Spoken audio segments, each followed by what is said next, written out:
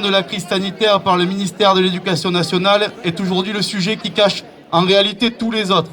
Parce qu'en vérité, c'est le sujet qui contient tous les autres. Pour la CGT, les écoles doivent rester ouvertes, mais pas à n'importe quel prix.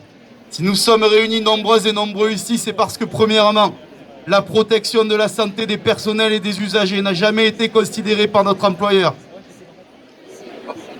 On a fait peser sur nous tout le poids des protocoles sanitaires évolutifs communiqués par les médias.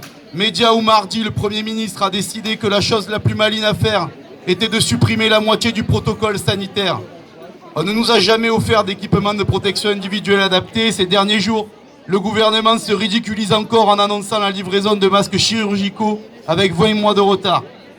On nous a dit d'ouvrir les fenêtres par tous les temps parce qu'il n'y a pas de capteur de CO2, pas de purificateur d'air. On nous a dit de faire respecter les gestes barrières en supprimant des postes et en surchargeant les classes. On nous a dit très souvent que nous avions tort de nous plaindre. Deuxièmement, parce que nous affirmons que la continuité du service public n'a plus cours. La seule médaille du ministre semble être de maintenir les écoles ouvertes sans se préoccuper des conditions dans lesquelles elle est réalisée. Nous avions donné la solution il y a 20 mois. Il fallait recruter massivement du personnel, au moins parce que la gestion de la pandémie l'exigeait. Il fallait réquisitionner tous les locaux disponibles. Et le résultat est là aujourd'hui. Combien de classes sans enseignants? Combien d'heures d'enseignement perdues? Et que dire de la continuité dans les apprentissages lorsque ce sont des quarts, des tiers, des moitiés de classe et parfois davantage qui s'absentent? À tour de rôle. Certes, la gestion de l'épidémie avec l'émergence des variants doit être complexe. Mais ce qui est purement impardonnable sur ce plan, c'est que le ministère de l'Éducation nationale ne se préoccupe pas de concevoir de solutions éducatives. Troisièmement, parce que le discours institutionnel est une insulte permanente à notre intelligence et porte atteinte à notre dignité. Le défi de maintenir les écoles ouvertes est perdu parce que les moyens nécessaires à sa réussite n'ont jamais été mobilisés, parce que l'ingénierie de gestion de crise est désastreuse, parce que sur ce sujet, comme sur tous les autres, le dialogue social est méprisé par le ministère.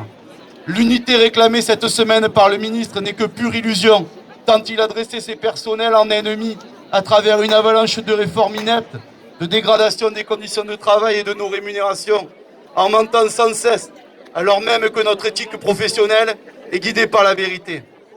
L'école est dans le chaos, mais nous sommes forts et orgueilleux de dire aujourd'hui que nous ne sommes pas knock-out.